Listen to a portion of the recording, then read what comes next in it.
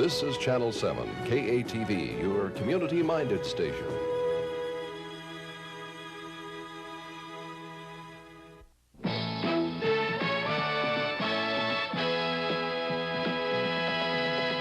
We've been together since way back when, and this year's gonna be a winner again.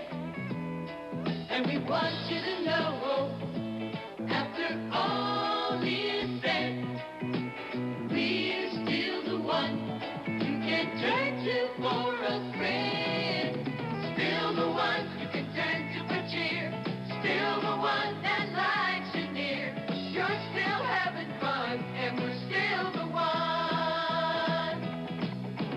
Came into your home every day, and you made us feel welcome to stay. As the seasons changed, we found warmth in your heart with each special year and each brand new start. Still the one that takes you away, still the one that makes you pay. You're still having fun, and we're still the one. Still the one that sings your song, still the one you want to take along. You're still having fun, and we're still the one.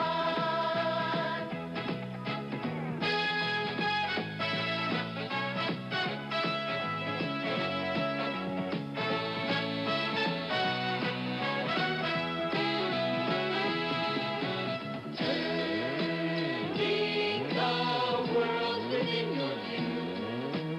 Though other things may change, we say do. Still the one with something new.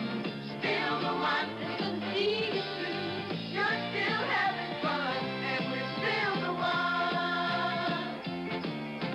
Still the one who can make you smile. Still the one that fits your style. You're still having fun, and we're still the one. We are still the one, and we're glad to be. Still the one you like to see.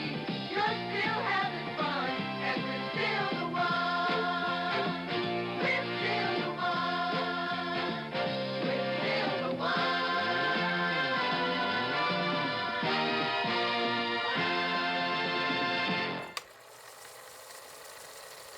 I walked into this building every day for 31 years. It's quite a place. I was pretty impressed with this building Yeah. when I first came to work here. And that's pushing 40 years ago, if you can believe it. But it was just impressive. One thing that impressed me was the studio, because it was huge. You just didn't see television stations that had this much space to build the studio. You know, when I walk in the front of the building, it reminded me the first day I came to work for Channel 7. I walked in, and the lobby, now I was used to broadcast TV stations and radio stations that had maybe a chair or two out front. They had a designer-looking lobby. I mean, it was top of the line, and I was impressed from the minute I walked in. They just hired me. And then as I walked through the building, the studios, 2 studios, which was a big thing for most TV stations back in the 70s. And then the newsroom was hustle and bustle. I went upstairs to the 3rd floor. It looked like a scene from Mad Men. I mean, it was really first class. As far as the studio goes, there have been several changes. I remember we used to have a TV that would rise up out of the set behind the anchors. And of course, when I first came here, there were 2 studios. Studio A was the news studio. Studio B was where we did production and the Bozo Show. And then eventually the wall was removed between those studios, and it just became one big studio. We liked being downtown because we were so close to where all the news was breaking, the state capitol, and then there were so many state agencies in buildings downtown. It was hustle and bustle. When I moved to Channel 7, the one thing I remember about this building more than anything, when I first came to work here, you have to realize that there were no cell phones, there were no computers, nothing like that. So when I came to work here, I walked in the newsroom in this building, and every single desk that the reporters and people in the newsroom sat in, every single desk had an electric typewriter, and next to the electric typewriter was a big ashtray full of cigarette butts. And that is so true, because everybody smoked back then. You know, it brings back a lot of great memories. I always loved coming to this building, not so much because of the building, but because of the people who were in the building. The building is what connects everybody. It's where we all come to for work, but you know, it's the people whose party you go to, or it's the people whose funeral you go to, or the hospital room you visit, or the wedding you go to. So, you know, the building connects the people, and the people are what make a workplace great. 4th and Main will always have a special place in my heart. So much rich history, so many great people, legacy people have come through that station. It's really all about our people. It's not about a logo, it's about the people who've made KATV the success it is today. You know, I think I came to be at KATV by the grace of God, if you want to know the truth. I was in graduate school and realized I really wanted to work in the news business, and asking myself, why am I back in school?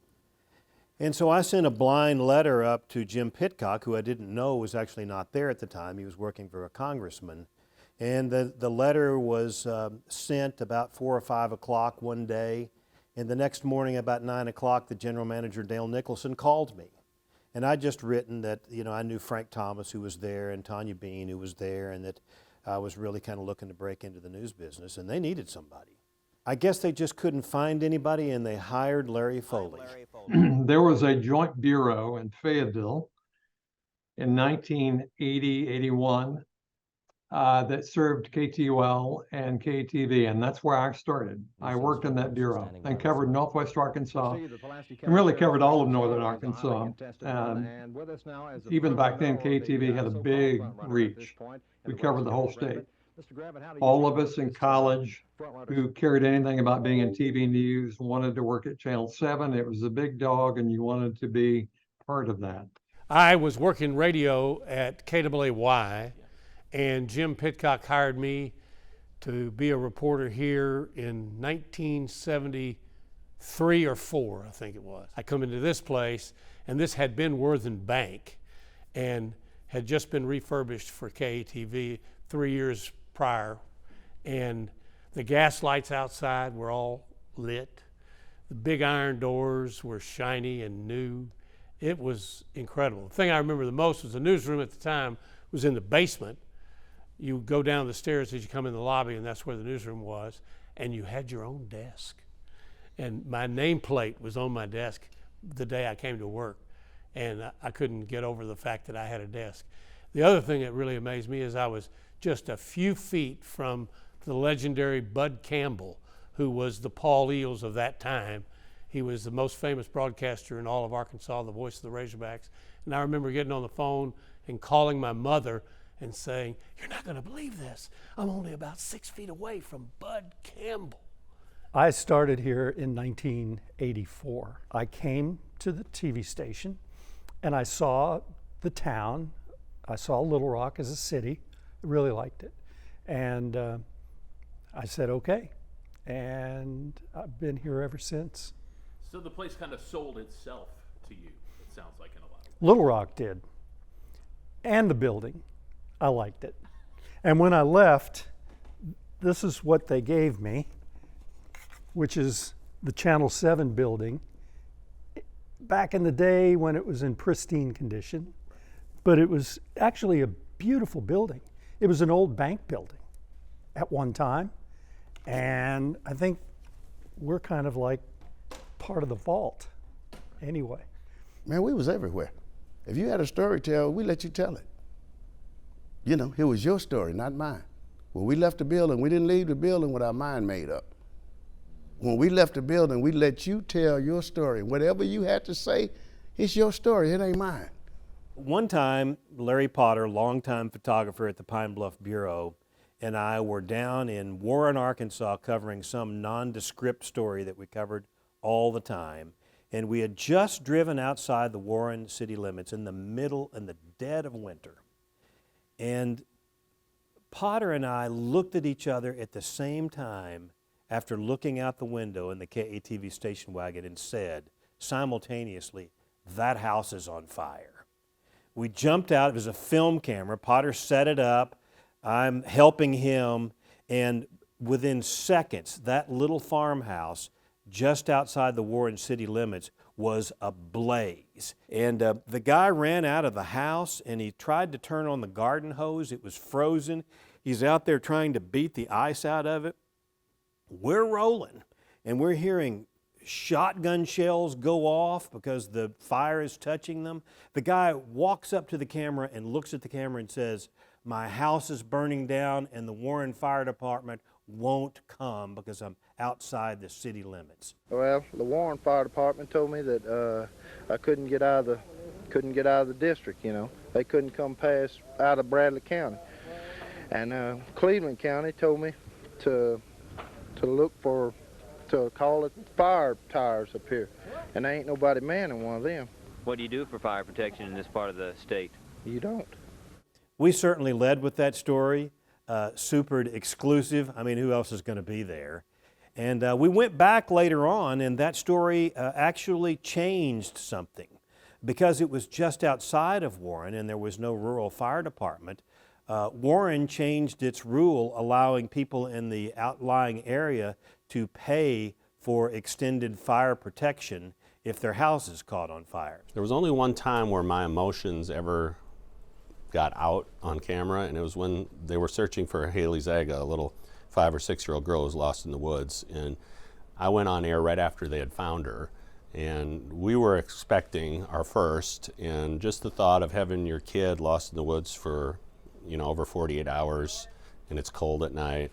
And I was prepared for the worst. I mean, how often do those stories end up good? Usually they're not. Usually they don't have a happy ending. So when it had a happy ending, I got a hitch in my voice as I was sharing the news. And proud to be a part of the spirit of Arkansas. This is Channel 7 News. She's a little girl who's going places. She's smart and she's tender. And she's an angel here on this earth. Relief, joy, exhaustion. The mother of Haley Zaga here's the news she has been waiting for. Good evening, I'm Karen Fuller. I'm Kerry Martin. Thank you for joining us. The 6-year-old girl has been found alive in the remote area of Newton County. Channel 7's Jason Peterson is live tonight at the command post. And Jason, this is some very good news. Boy, is it ever good news. Here's the latest from the scene. We'll bring you the latest information. As you mentioned, 6-year-old Haley Zaga has been found inside the 4.5-mile search area that was mapped out. Now, she was deep inside the search area. We're told she's still in the search area with her parents. The best news of all is Newton County Sheriff's Department is reporting that if she has any injuries, they're only minor. She's fine. Ambulances are on the way to get as close as they can to her to treat her for any minor injuries or possibly dehydration. After all, she has been in the woods on her own, probably a very scared little girl for more than 2 days. that's the only one where I kind of let my emotions get in. And really, some viewers said they liked that. You try to suppress it as much as you can as a journalist, but some viewers said, boy, it was so nice to see the realness of your report, even though I felt like, oh, I couldn't have, kept that to myself. But so one of my biggest memories of severe weather, I actually wasn't working in weather yet. I was still in news, but we had the big storm June 1st of 1999 that resulted in a plane crash out at the Little Rock Airport. But I was here staying after the 10 o'clock news working on some things, and Ned Permy was covering the storms. Take a look at our regional radar display and show you this thunderstorm cell that has blossomed right here. So as we got word that there had been a crash at the end of the runway, it was just he and I, as we started to get together the little facts that we knew at that time and started putting that together and calling our crew, who all immediately came in. This is a special report from Channel 7 News. Good morning, everyone. I'm Ned Permian. The Channel 7 Weather Center is just before 2 a.m. Good news right now is the severe thunderstorm watch that was issued earlier for Arkansas has been lifted. A live Doppler 7 radar showing the thunderstorm activity ending tonight and moving east of the Mississippi River. Still some thunder showers to deal with, but the strong thunderstorms are just about over with. So that is some good news as the night wears on over southeastern Arkansas. By the way, we want to at this time bring you up to date as best we can on an accident that occurred earlier this evening, earlier tonight at Little Rock National Airport. About midnight or just before those thunderstorms moved through the Little Rock area, a flight coming in from Dallas-Fort Worth, an American Airlines flight number 1420, was apparently attempting to land at Little Rock National Airport. This particular flight, number 1420, was an American Airline MD-80, which is, I believe, a stretch version of the American Airline DC-9. This flight apparently tried to land in some bad weather, heavy winds and very intense lightning at the time, and apparently has skidded off the runway. I was here for the crash of the American Airlines flight, which happened in Little Rock, just outside of the Little Rock National, well, it was not the Clinton Airport at the time, but I remember that and remember doing 24/7 coverage. It's hard to make sense out of a tragedy like this, and perhaps even harder to get some closure, but survivors are beginning to take steps in that direction. A special memorial service was held today for them and those who perished at the site of the horrific crash. Pamela Smith has more. Oftentimes after tragedies such as this, family members feel a need to go to the site to see what it looked like, what had occurred. And we have tried to accommodate those requests. The convoy of survivors journeys to the place where fate has dealt them all a common, tragic blow. I saw where my girls and I have been sitting, and I just can't believe we were in there. It was just really upsetting. It just seemed like a really bad movie. Everything was in slow motion once we hit. And the plane started crashing and a man fell into the aisle. And then when it finally came to a stop, I grabbed my girls and I was trying to get out. And a man, which I don't know his name, helped me get my oldest daughter out because no one was helping. 9 people lost their lives here. 9 families devastated. Stephanie and her 2 young children, Lauren and Emily, are among the fortunate. Something Stephanie's husband says he will never take for granted. I don't know what I'd do without them. It's just a blessing from God that we're here today. My family, I'm so thankful. Likely the sentiments of all of those who either walked or were perhaps carried away from Flight 1420. A time to grieve and a time to heal, both physically and emotionally. That's a process they know they must take one day at a time. I'm Pamela Smith reporting live. Back to you, John. All right, Pam, thank you. I certainly have a lot of stories. One of the silly little crazy stories that people probably will relate to is that one day I was walking down the hall toward the studio. It was one afternoon, and Gary Weir, who was Bozo, had been, I think he was getting ready to tape the Bozo show. And he's half Bozo and half Gary. And he's got his costume on, but not all of his makeup and the hair. And he's in his Bozo, "Hey Larry, how you doing?" And I'm going, "Bozo, good Gary." It's just one of those really weird little experiences that, we're sort of stuck between reality and fantasy land. Oh, owie, kazowie, boys and girls. Oh, Bozo is just trying to take a peek at the 1968 Mustang Channel 7 is giving away, along with over $8,000 during a very special season. Now, all you have to do to win is to get to know the new ABC stars and then guess the names of their shows when we give you the daily special 7 clue. Now, beginning Sunday, September 17th, we'll show you the picture of a star, and then you guess the name of his show and send your guess on a postcard.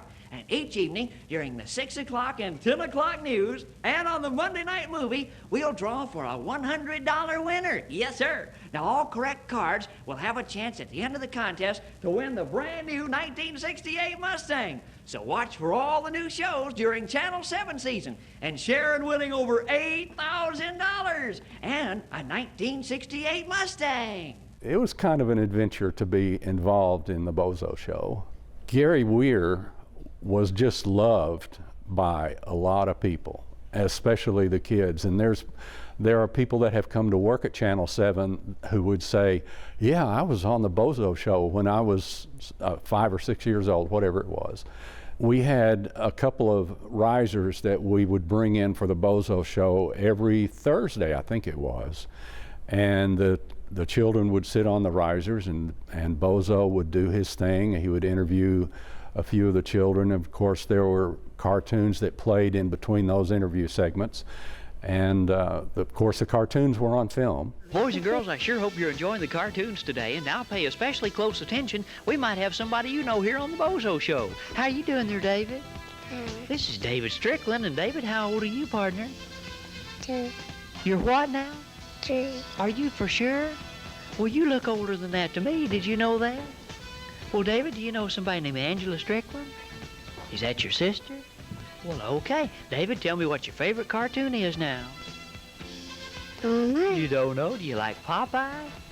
I do too. Well, David, thank you for coming to see us, and we'll see you later. And of course, when I first came here, there were 2 studios. Studio A was the news studio. Studio B was where we did production and the Bozo Show. And we got another cartoon coming up in the Big Top in a minute, but let's meet some more friends first of all.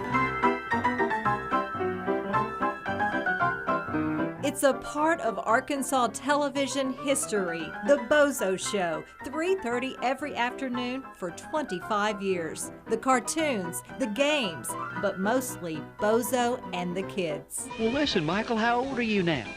7. And how old were you then? 6. There you go, Mike. You like sausage? Yeah. What's your favorite brand? Regular. We'll say, see you, Bozo. I see you, Bozo. Bozo, you see-o. See-o. Well, Jason, do you walk to school or carry your lunch? Carry my lunch. Well, all right. People come up to me all the time and will say, do you walk to school or carry your lunch? Or how smart is your mom? 100 or 45? And they'd always say, 45. First of all, if you grew up in Arkansas, 3:30 every afternoon, it was the Bozo Show. And so when I came to work here and realized that it happened in this studio, this is where they kicked the balloon in the barrel and where they sang the songs and everything. So I knew that I wanted to do a story on Gary Weir because everybody in Arkansas knows Bozo and knows of Gary, but a lot of people didn't know what he had done later with horse racing and other ventures that he was in.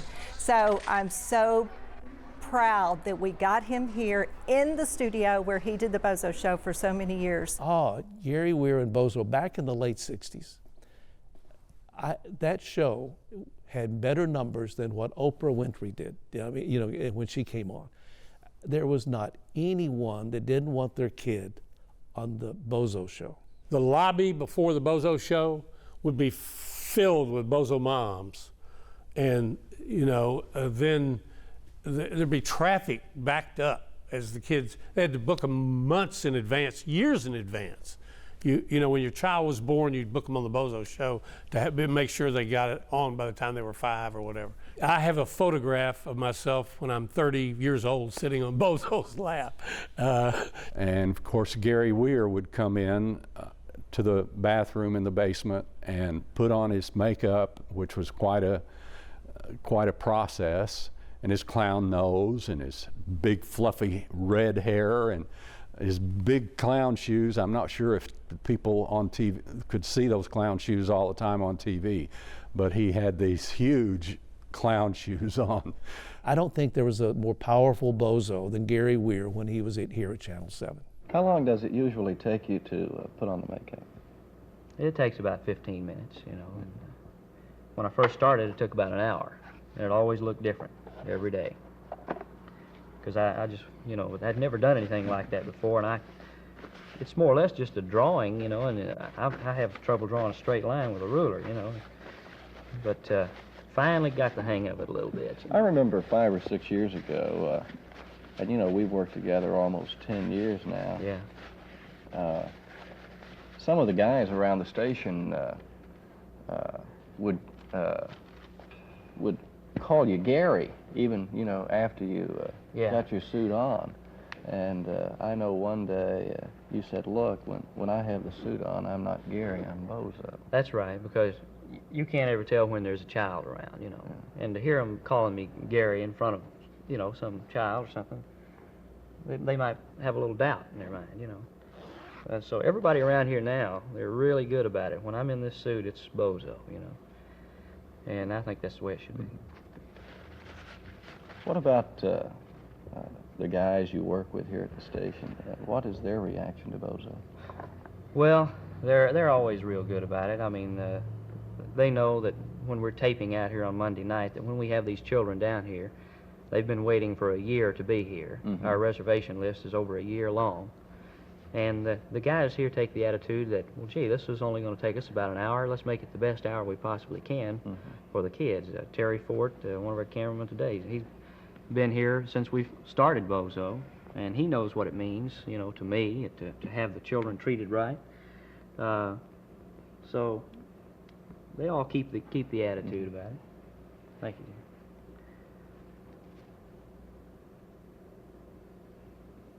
You know, Jim, the success of Bozo, it's all tied in together.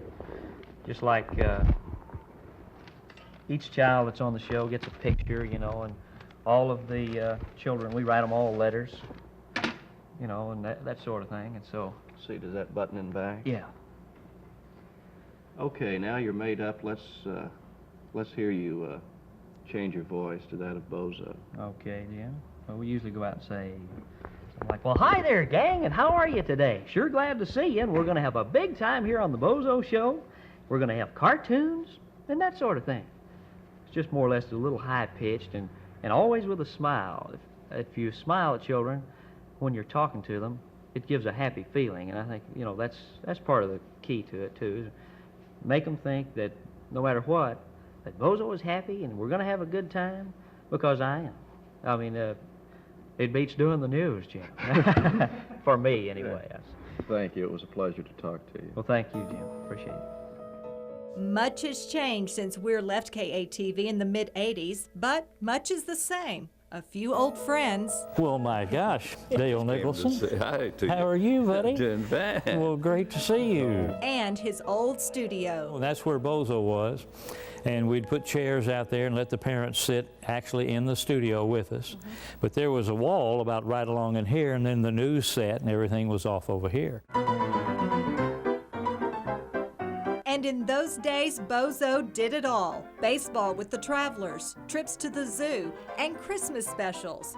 But mostly, he made us smile every afternoon. Who's your teacher this year? Miss Wood. Miss Wood? In case she's watching, look over at this camera here and say, hello, Miss Johnson. Hello, Miss Wood. There you go, Jason. Thank you so much. It's so funny. It seems like the longer we've been off the air, the more people come up to me in restaurants or various places and say, hey, I was on your show when I was 7 and now I'm 39. And I always tell them, you know, that I'd hate to have done something 25 years and nobody remember it. Looking in those little eyes was a thrill every day to see that they were enjoying themselves and there was a program out there that was just especially for them. You know, everything was filmed back then, you know, and doing the weather. Of course, I had to draw Gusty, which was a little character on the weather. In fact, I'll never forget that because I'm not an artist. So I was like, you mean I got to draw a little stick man every day? And they said, yeah, because I thought, you know, I was more like back in the 70s, weather was more of a happy talk, fun time. You know, you told stories and I was the first one to go to the farmer's market. It was down here on Main Street. And I'd bring back the vegetable of the week, and Gusty would award the best, you know, farmer of the week. I mean, we did all those things.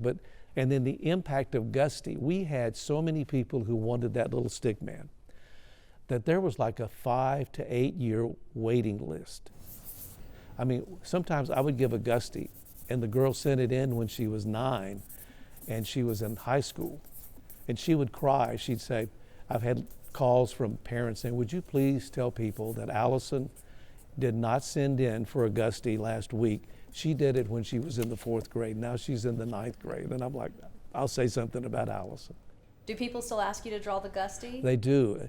They'll be 60 years old, you know, and their daughter's 35. And she's saying, this is Ron Sherman, and he draws Gusty. And she's looking at her and me, and I'm going, I'm sorry, you know, I'm really sorry. But it's this little man that I'll draw, you know, yeah. I killed Gusty. I did. I admit it. When they asked me to come to Channel 7, the weather people before me always drew this funny cartoon little character called Gusty. And it kind of displayed him with an umbrella or him with sunshine or whatever to relate what the forecast was going to be, Gusty's forecast. And I said, no, I'm not doing that. It's time to kind of move to the next level. And so I was the one that said no to Gusty. So I was the one that in turn was responsible for Gusty's demise. Some of my other memories are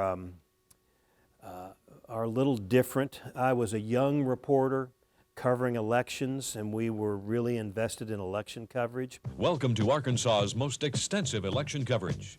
This is News Scene 7, Election 78.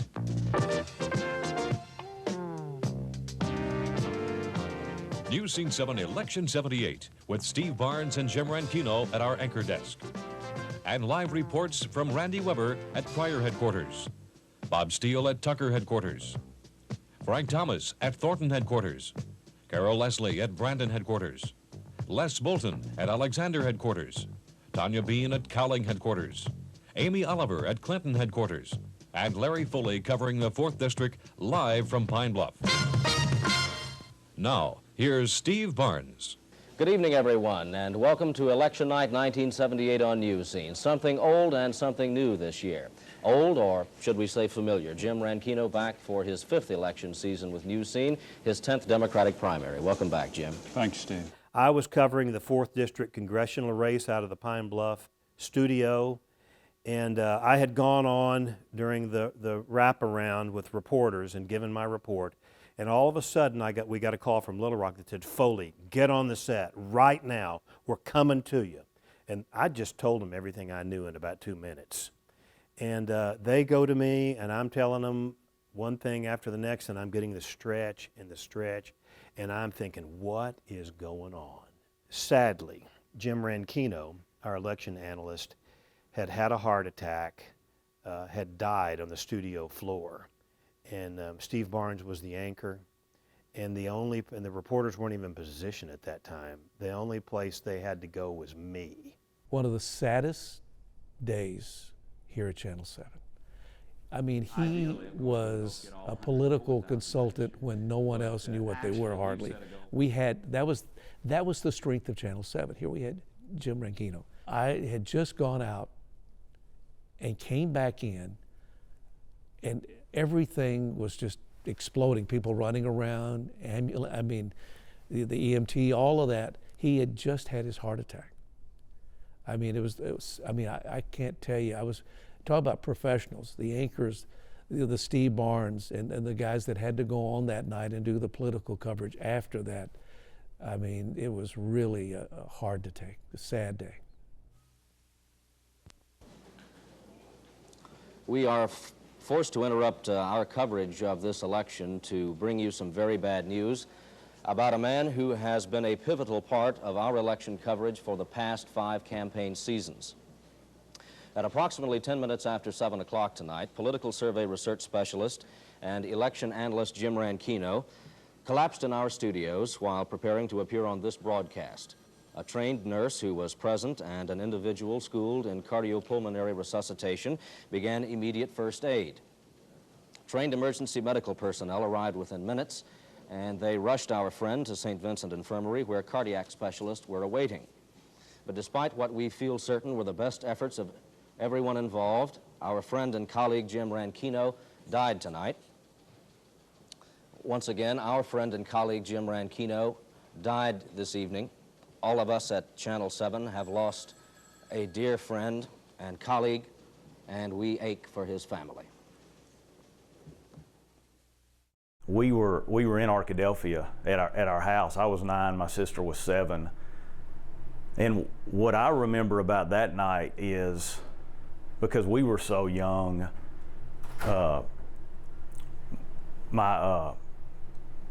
just remember the phones ringing off the hook at my parents' house. And me and my sister didn't really know what was going on. And so they took us to our neighbor's house, and that's where I spent the night. So I didn't realize my dad had passed until the next morning. I have to say to you tonight that the joy of this moment for me is tempered by the loss of my dear friend Jim Rankino. And I feel compelled to say, because he's had a lot to do with my political career, that while he made political polling a science, he believed that politics was an art and fundamentally an affair of the heart. He shared with me his dreams for a better Arkansas, and I hope that I can bring to bear in my service as governor some of the dreams we shared together. He came to us in 1970 and claimed he knew something about Arkansas politics. He proved it on the night of the first primary 8 years ago. His insights and the analysis he based on his precision survey research quickly made his name a household word. And Jim Rankino became an election night fixture at KATV and across Arkansas. We gave Jim a lot of credit for adding understanding to the images our technology gathered. Well, Mississippi County usually splits in either 2 or 3 ways. There's really a South Mississippi and a North Mississippi with another faction there. It'll be interesting as the night goes on to just see what kind of votes comes out of those different factions, Steve. It wasn't really until I started at Channel 7 in 2000 and our incredible archives that we have that I was able to go back and really pull video that had been saved of him and learn more about him from that aspect. If you're young and your dad passes, you may have some home video at home. You may have something like that you can lean on, old pictures and whatever. I was lucky enough to be able to relive a lot of his Channel 7 days through our archives, and that was always real special. I'm Jim Rankino, News Scene 7's pollster. I'll have a poll on Arkansas opinion tonight at 5:30 and 10 on News Scene 7. I hope you'll join us then. Another terrible tragedy was the death of Paul Eels, the voice of the Razorbacks. He was driving back from Fayetteville, had been in a golf tournament with all the coaches, and was driving back and had a stroke and crashed and died. And that was a very tough thing to go through. Friends and fans of Paul Eels from all over the state and across the nation are mourning the loss of the sports legend. Good afternoon. Thanks for joining us. I'm Christina Munoz. And I'm Scott Inman. The majority of our broadcast today will be devoted to remembering our coworker, our friend. We'll have a look at the memorable moments from his incredible career and hear from some of the people he touched. If you are just hearing the news tonight, Paul was killed in a car accident just after 8 o'clock last night on Interstate 40 near Russellville. There are still many unanswered questions about how and why the accident occurred. Our Michelle Rupp has been at the scene of the accident today and is live now with more on this story. Michelle. Not an easy assignment. Arkansas State Police are still investigating the crash. It's possible a preliminary report could be complete tomorrow. Along Interstate 40 westbound, only orange spray paint marks that something tragic happened. Arkansas State Police say the crash happened around 8 o'clock Monday night. Sportscaster Paul Eels was traveling eastbound on Interstate 40 in the inside lane. He had lost control of his vehicle, crossed the median and struck a vehicle that was traveling westbound in the outside lane. When I think of Paul, I think of kindness. He was, the most kind man I've ever known in my life. He had such a great relationship with Coach Richardson. The day of the national championship game in Charlotte, Paul runs into a guy named Bob Carver who worked with Paul on the radio for the football broadcast. And Bob was great friends with Coach Richardson. And so anyway, he says to Paul, he said, you need to go upstairs to see Coach. And Paul said, I don't want to bother him on this afternoon, you know, before the championship game coming tonight. So anyway, we go up and knock on the door, and it was just a festive environment in that room. Coach Richardson's friends from Tulsa were there. They just had a big lunch, and so we're looking around, and we don't see Coach. And so Rose, Coach's wife, said, hey, Paul, he just went into the bedroom. He's taking a nap, and but you're welcome to go in. So we walk into the room. Coach is in the bed, you know, covered up, having an afternoon nap after they'd had lunch. And but he was so great, so he got up and sat on the edge of the bed, and I had the little camera, and Paul did a little short interview with him in the room there as he got up for us, you know, to talk to us. But I mean, no one could have got that but Paul Eels, no one. And so that's the great relationship that they had. And there's so many times when that paid great dividends for us in sports. You know, that relationship that they had, it allowed us to get so many things through the years that nobody else could get.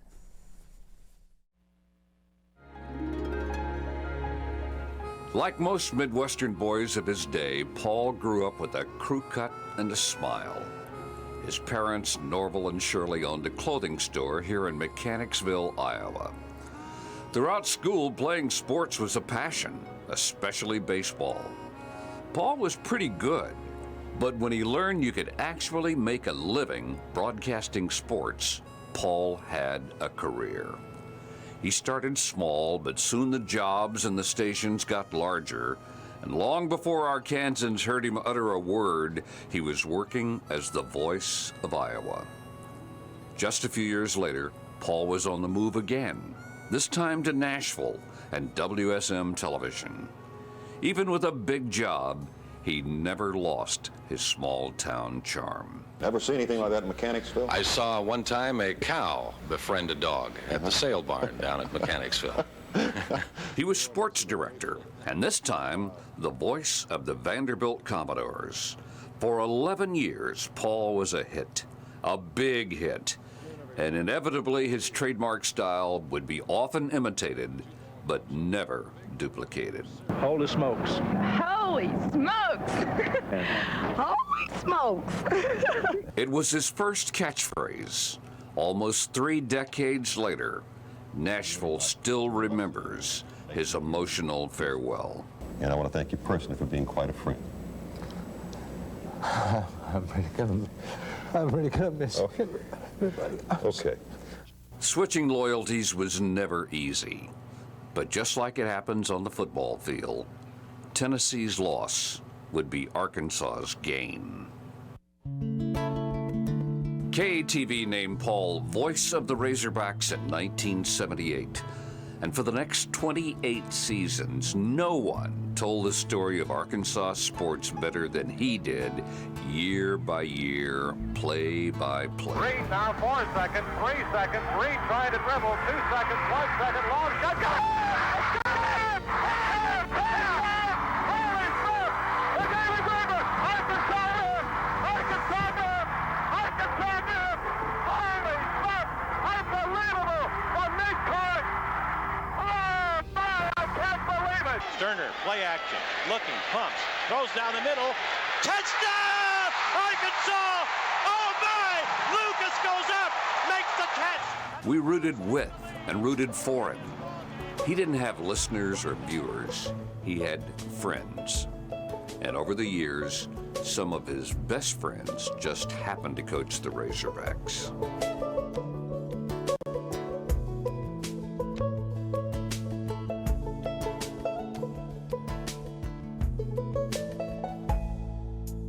Last one out of the hot tub, Eddie, has to guard Olajuwon on Thursday night. If he did have a fault, it was that most days he made it look too easy. Haas hit a solo home run. On the set or in the booth, Paul was always prepared, but never rehearsed. Paul didn't have to even try to be a professional. It just came so naturally to him. He won Sportscaster of the Year an incredible 12 times. He was the only one surprised when he was inducted into the Arkansas Sports Hall of Fame. Growing up playing baseball, I wanted to be in the Hall of Fame. But poor coaching kept me from being in an athletic Hall of Fame. In the twilight of this mediocre career, I've really been blessed. He said on numerous occasions that he was at the tail end of a mediocre career, and I can guarantee you there was nothing mediocre about Paul Eels. He had honors and awards worthy of 10 careers, but it's the grace with which he loved each day that all of us will remember. And you didn't think about, man, this is the voice of the Razorbacks. This is the man. You know, you thought about all the other things: good father, good friend, good husband. And then it was like, oh yeah, you know, he's the voice of the Razorbacks. All men should want to be just like him. You'd want your kids to be just like him. Just probably the greatest, warmest human being that I ever met. He took the time every day to encourage other people, and there's not nearly enough of that in our world. Every time I saw him, you know, no matter what type of mood I was in, just by being around him, my spirit was always lifted up. It was true for anyone he met. Even in the most fleeting encounter, he always left you feeling better. It didn't matter if you were the owner of a football team. He was an inspiration to me. Or the owner of not much at all. I said, hey, Paul. I said, what's going on? Paul said, hey, my friend. And you know what? He's a good guy. I'm homeless. Paul is, give me $5. He always had time for someone, no matter who they were, no matter their stature in life. Of course, among those who knew him, Paul was famous for his temper. The fact that he didn't have one, even when he tried. That's terrible. That's just terrible. Eels. I always tell people that I kept waiting for the real Paul Eels to come out. Over 6 years of being able to travel around with him, I go, one guy cannot be this nice. There's no way in the world. It's got to be some facade. Sooner or later, I'm going to see the mean side. No one ever did. That's not to say Paul was perfect. I don't care if I never get back. Sometimes he did yearn for more. Man, I wish I had a hot dog. Even once in a great while, he was less than humble. Gee, Mitty, that's great. No, he wasn't perfect. Most of the time, it just seemed that way. Even if you knew him just a little, you could name his public passions, like golf or the Razorbacks. Touchdown, Arkansas!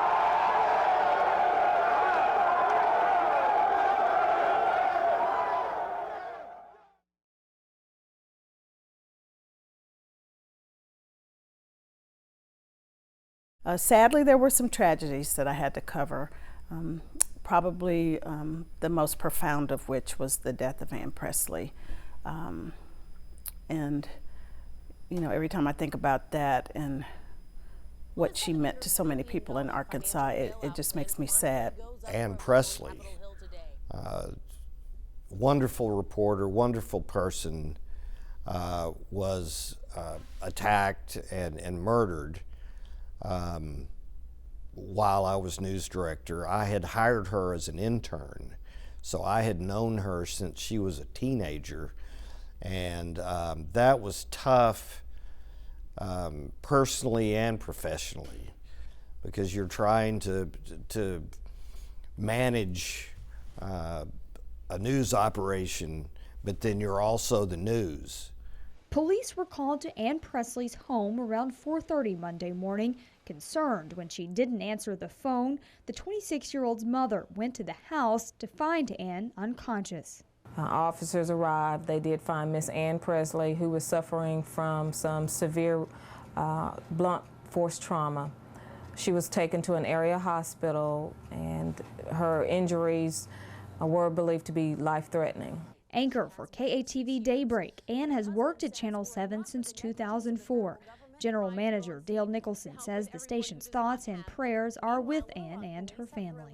Well, the next days are just critical, and all we can do is care for her, care for her family, reach out, love them, embrace them, and pray to God that the best comes out of this. Ann Presley, her new movie's out. Did you ever think you'd hear anyone say that about you, Ann? Never. Your new movie's out. Never in a million years. Who knew? And I never thought I would be interviewed on Saturday. I mean, I remember I was coming into work the day Ann had been attacked, and I whistle a lot. And I was coming through the parking garage door whistling, and I walked into the newsroom, and I was just deathly silent. And I stopped whistling. I said, I could tell right away what's going on. And so they told me that Ann had been attacked in her home.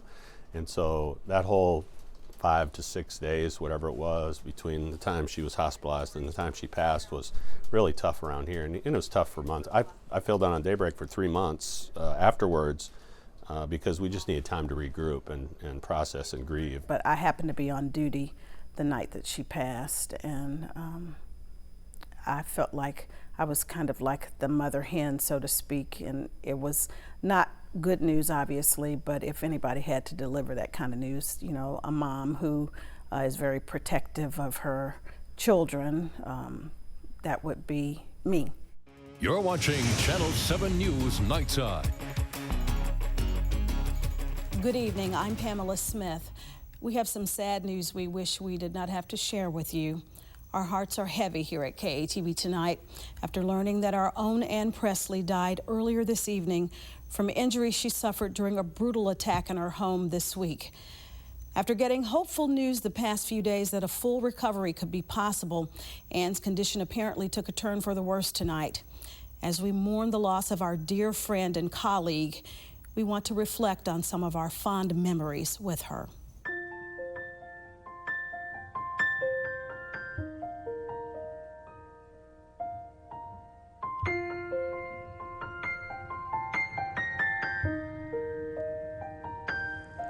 If you didn't know her, you need only look at the pictures. The warmth, the sincerity, the joy of the moment, always evident. And of course, there was that smile. It was the first thing you noticed when Ann Presley came into your life. She was rarely without it, even as a young lady growing up in Greenville, South Carolina.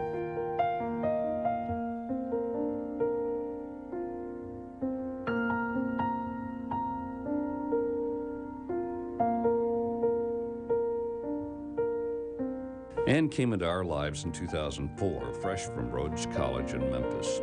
She was new to our business, but it was clear she had that special something, talent, charisma, whatever it is. She had it, and eagerly pursued any opportunity and every challenge, eventually earning the chance to prove herself on the air. She had a knack for making it look easy. Work continues here tonight at the Entergy substation that provides most of the power to the area. She knew how to be serious about her work without taking herself too seriously, and could find the fun, the silly, the absurd in almost any situation. She was funny, quick to laugh at her own mistakes, and quicker to forgive others theirs. She brought energy and curiosity to every story she covered. For Ann, it seemed opportunity never quit knocking. She went to cover a story on a movie and accidentally wound up in it. Only Ann could have done that. She worked nights, weekends, and eventually the mornings. A perfect place for that smile. Professionally, it seemed there was nothing she couldn't handle. Personally, her abiding faith gave her confidence and comfort. When she wasn't working, she was usually with her 2 Cocker Spaniels, Daisy and Clementine, 2 very lucky dogs. Her parents loved her dearly, followed her career passionately. They instilled in her an amazing sense of self. With that, she moved through life with an ease that garnered her countless friends and fans.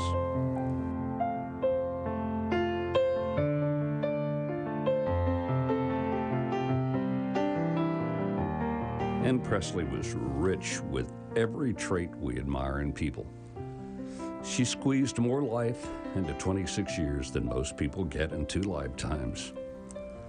To those who knew her, she leaves behind an unfillable space. There will be less love, less laughter.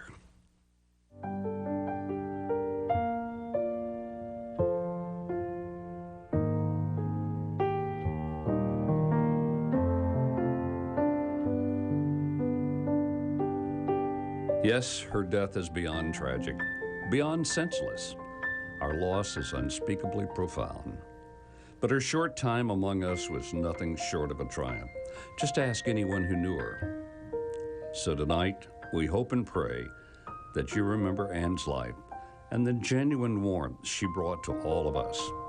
If we can do that, the darkness of her passing will surely succumb to the shining light that was Ann Presley.